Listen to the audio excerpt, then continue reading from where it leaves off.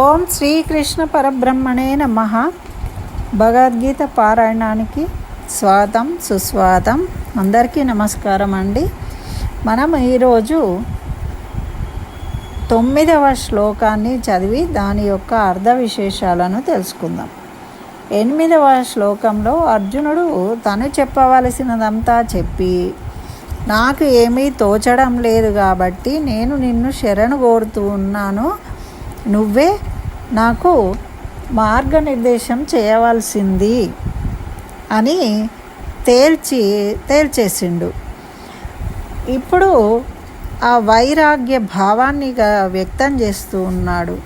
అటు జయించినా ఏమీ లాభం లేదు, ఓడినా ఏం లాభం లేదు, ఏది అయినా కూడా మనకు తృప్తి కలిగించే విషయం ఏమీ లేదు కాబట్టి మరి ఇప్పుడు యుద్ధం చేయాలా వద్దా అనేది నాకు తోచడం లేదు కాబట్టి నువ్వే చెప్పవలసింది అని నిన్నే శరణు వేడుతున్నానని చెప్పాడు కదా.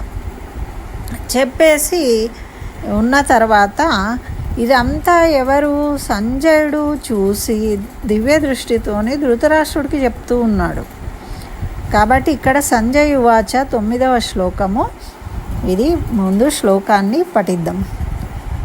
ఏవముక్త్వా హృషీకేశం గుడాకేశః పరంతపః న యోత్స్య ఇతి గోవింద ముక్త్యా తూష్ణీం బభూవః.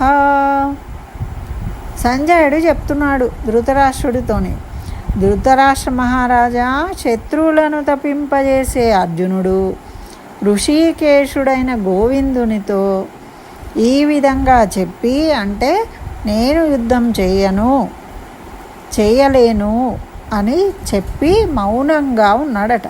ఇక్కడ తూష్ణీం బభూవః అంటే మౌనంగా ఉండిపోయాడు అంటున్నారు. ఇందులో నర్మగర్భంగా ఉంటాయన్నమాట. పెద్దవాళ్ళ మాటలు అంతర్లీనంగా వేరే అర్థాలు ఉంటాయి.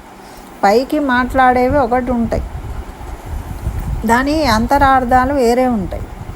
ఇక్కడ ఈయన మాట్లాడిన సంజయుడు చెప్పిన విధానం చూస్తే మనకు ముందు ఏం జరగబోతుంది అనేది అర్థమవుతూ ఉంటుంది అన్నమాట. ఇక్కడ ఏమంటున్నారు, ఏవముక్త్వా హృషికేశం గుడాకేశ. హృషికేశ గుడాకేశ. హృషికేశుడు అంటేనేమో కృష్ణుడు, గుడాకేశ అంటేనేమో అర్జునుడు, పరంతప అంటే వీరుడు, తపింపజేసేవాడు, యుద్ధంలో ఎదుటి శత్రువులను తపింపజేసేవాడు. మరి గుడాకేశుడు, మరి హృషికేశుడు అంటే ఏంటిది, ఇంద్రియములకు అధికారి. ఇంద్రియములు, హృషికములు అంటే ఇంద్రియాలు, వాటిని ప్రేరేపించి చైతన్యపరిచేవాడు శ్రీకృష్ణుడు అనమాట. మరి ఇక్కడ గుడాకేశ అంటే తమో గుణం కలిగి ఉండడము. గుడాకేశుడు అంటే తమో గుణం కలిగి నిద్రమత్తులో ఉంటారు కొంతమంది. ఓ నిద్రమత్తు మొహమాలే అంటాం మనం. అట్లా నిద్రమత్తులో ఉన్నప్పుడు ఎందుకున్నాడు అంటే చాతగాక దౌర్బల్యం ఆవహించి తను నోరు మూసుకొని ఉన్నాడు. నోరు మూసుకుని ఎప్పుడు ఉంటారండి, ఇక నువ్వు చెప్తే వినడానికి సిద్ధంగా ఉన్నాను అని అర్థం.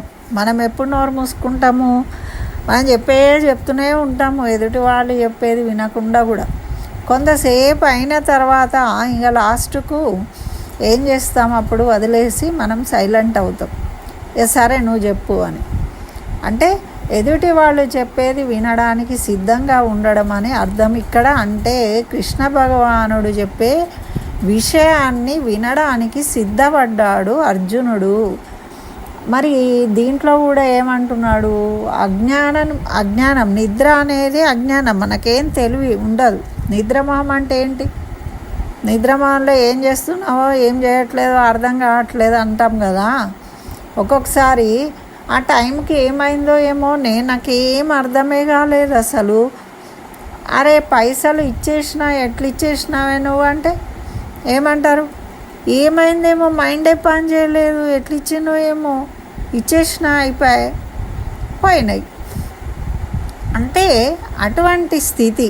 నిద్ర అంటే నిజంగానే నిద్రపోడు కాదు, అట్లాంటి స్థితి ఎప్పుడు కలుగుతుంది? అజ్ఞానం. అది మనకు తెలియకుండా మనము అచేతనంగా మైండ్ ఏమో పని చేయకుండా ఇంద్రియాలు పని చేస్తూ ఉంటాయి. అప్పుడు అది అజ్ఞానం కలిగి ఉండడం. మరి ఇక్కడ సమర్థుడు కదా, మేల్కొని ఉండేవాడు సమర్థుడు. ఎట్లా మేల్కుంటాడు మరి అంటే, ఇక్కడ బోధనలు చెప్పినప్పుడు విని మేల్కుంటాడు. ఇప్పుడు నిద్రావస్థలో ఉన్నాడు, కానీ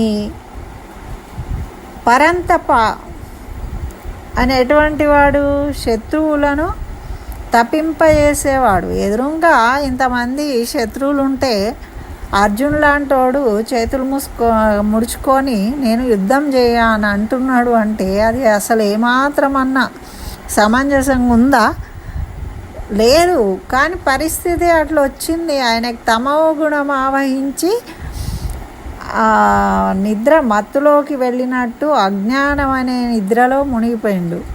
ఇప్పుడు ఆయనని కృష్ణ భగవానుడు ఋషికేశుడు కాబట్టి ఆయనను తట్టి లేపి తిరిగి యుద్ధం చేయిస్తాడు అని సంకేతాన్ని ఇస్తూ ఉన్నాడు ఇక్కడ సంజయుడు ధృతరాష్ట్రుడికి. ఈయన చెయ్యట్లేదు అనగానే అమ్మయ్య అని సంతోషపడతాడేమో ధృతరాష్ట్రుడు.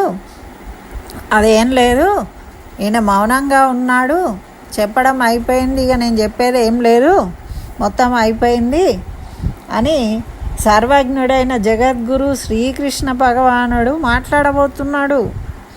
గురుబోధను ఆలకించడానికి శిష్యుడేమో నిశ్శబ్దంగా ఉన్నాడు. అంటే ఇక నేను చెప్పేది ఏం లేదు, అయిపోయింది, నువ్వు చెప్పిందే చేస్తా, నిన్ను శరణు వేడుతున్నా అన్నాడు కదా. అందుకే గోవింద శబ్దాన్ని చెప్పిండ్రు. గోవిందుడు అంటే గో అంటే వేద వాక్కు కలిగినవాడు, వేద వాక్కులు బోధిస్తాడు. బోధించినప్పుడు వీళ్ళు జ్ఞానవంతులు అవుతారనమాట. అందుకని ఇక్కడ గోవింద శబ్దము, ఋషికేశ శబ్దము, గుడాకేశ, పరంతప ఇవన్నీ వచ్చినాయి అని సంజయుడు వాటిని ప్రయోగించి చెప్తూ ఉన్నాడనమాట. అయితే ఈయన నేను యుద్ధం చెయ్యను అని సైలెంట్గా ఉన్నాడు. అయితే ఈయన అజ్ఞానంలో తమో గుణం కలిగి ఆ అజ్ఞానం అనే నిద్రలో ఉన్నాడు. కానీ మేలుకుంటే సమర్థుడే యుద్ధం చేయడానికి. కాబట్టి మేల్కొల్పేవాడు కృష్ణుడు ఋషికేశుడు ఉన్నాడు అక్కడ. అది కృష్ణుడు చెప్పబోతున్నాడు. గోవిందుడు ఈయన ఏమన్నాడు? శరణాగతి చేసిండు. గోకులంలో అందరూ శరణాగతి చేసిండ్రు కదా, చేస్తే వాళ్ళందరినీ రక్షించే కదా గోవిందుడు నామం వచ్చింది ఆయనకి. అంటే మనం శరణాగతి చేసినప్పుడు మనం రక్షించేవాడు గోవిందుడు. అందుకని చెప్పి ఇప్పుడు ఈయనకు సరైన మార్గాన్ని చూపించగలిగిన గోవిందుడు ఈయనను శ్రేయస్సు కోరి చెప్తాడు. చెప్పినందువల్ల ఈయన మేల్కొంటాడు. మేల్కొంటే అయిపోయి సింహం నిద్ర మేల్కొన్నదంటే ఇంకేముంటుంది? జూలు విదిలించి రంగంలోకి దిగడమే, యుద్ధం చేయడమే. కాబట్టి అక్కడ ఏమో జరిగిపోయింది కాదు, అర్జునుడు లేచి వస్తాడు, యుద్ధం చేస్తాడు, నీ కొడుకుల పని అయిపోతుంది అని చెప్తూ ఉన్నాడు. ఎందుకు ఈయన పని ఏంటి? సంజయుడి ఉద్దేశం ఏంటి? ఏదో ఒక నిమిషంలో అయినా ఈయన మారుతాడేమో, నాయన దుర్యోధన అని పిలిచి వద్దురా నాయన యుద్ధం చేయకు, మీ అన్నదమ్ముల పిల్లలు అట్లా కూడదు, పనికిరాదు అని చెప్పి బుద్ధి చెప్పి వాళ్ళు అడిగిన 5 ఊర్లో సగం రాజ్యమో వాళ్ళకి ఇయ్యి నాయన అని చెప్తాడేమో, మారుతాడేమో, కొంత అయినా పాపము నుండి పాప క్షయం అవుతుందేమో అని చెప్పడానికి ప్రయత్నిస్తున్నాడు. వ్యాస భగవానుడు తక్కువవాడా చెప్పండి? వ్యాస భగవానుడు సంజయుడిని కూర్చోబెట్టి దివ్య దృష్టి ఇచ్చి ఎందుకు చెప్పమన్నాడు? ఈయనకు జ్ఞానం కలిగించడం కోసమే. అదే పని చేస్తున్నాడు ఇక్కడ సంజయుడు. ఇట్లనే భగవంతుడు ఎవరి ద్వారానో మనకు మంచి విషయాలను చెప్పిస్తూ ఉంటాడు. మనం ఏ పని చేద్దామని పోయినా మనం ఏమనుకుంటాం, ఎప్పుడు ఏ పని చేస్తా అన్నా కానీ నెగటివ్, అట్లా చేయొద్దు ఇట్లా చేయొద్దు అనేటోళ్ళే ఉంటారు అని మనం విసుక్కుంటాం. కానీ వాళ్ళు ఎందుకు చెప్పారు ఏంటి అనేది కొంతవరకు ఆలోచించినట్టయితే మనకు స్ఫురిస్తుంది. చెప్పే వాళ్ళను బట్టి, వాళ్ళ ఎక్స్పీరియన్స్, వాళ్ళ అనుభవము, వాళ్ళతో మీకున్న అనుబంధము, వాళ్ళ వయస్సు, ఇవన్నీ కూడా మనం క్యాలిక్యులేట్ చేసుకోవాలి. వాళ్ళు ఎటువంటి పని చేసిన వాళ్ళు, అవారాగా తిరిగే వాళ్ళు వచ్చి మనకు చెప్తున్నారా, బరువు బాధ్యతలు మోసి వాళ్ళు అనుభవించిన వాళ్ళు చెప్తున్నారా, ఎటువంటి వాళ్ళు చెప్తున్నారు? కృష్ణుడు ఇలాంటి వాడు చెప్తున్నాడు అంటే అది కరెక్ట్ ఉంటుంది కదా.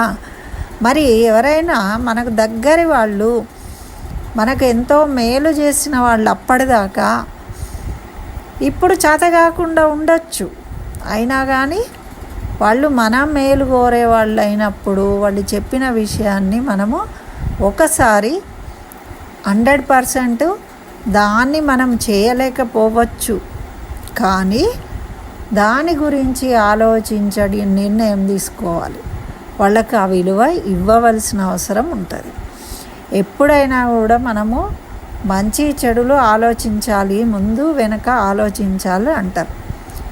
మనము ఫ్యూచర్ని చూస్తాం. పెద్దవాళ్ళు ఇంతకుముందు వాళ్ళ అనుభవాలు ఉంటాయి కాబట్టి వాళ్ళు దాన్ని చూసి చెప్తారు. వాళ్ళ అనుభవాలను కూడా మనం లెక్కలో తీసుకోవాలి. మనకు ఫ్యూచర్లో ఇవాళ రేపు జనరేషన్లో ఎలా మార్పులు వస్తున్నాయో కూడా మనము లెక్కలోకి తీసుకోవలసినదే. దేన్ని వదిలిపెట్టకూడదు, దేన్ని మనము అవమానపరచకూడదు, అగౌరవపరచకూడదు. రెండింటినీ తీసుకొని మనము విచక్షణతోని ముందుకు వెళ్ళాలి. అంతేగాని చెప్పిన వాళ్ళని అవమానపరచకూడదు. 100% వాళ్ళు చెప్పింది మనం చేయకపోయినా మనము వాళ్ళని గౌరవించి తీరవలసిందే. చూడండి, అర్జునుడు అయితే ఎంత బాధపడిపోతున్నాడు, యుద్ధమే చేయడానికి కూర్చున్నాడు పెద్దవాళ్ళ కోసం.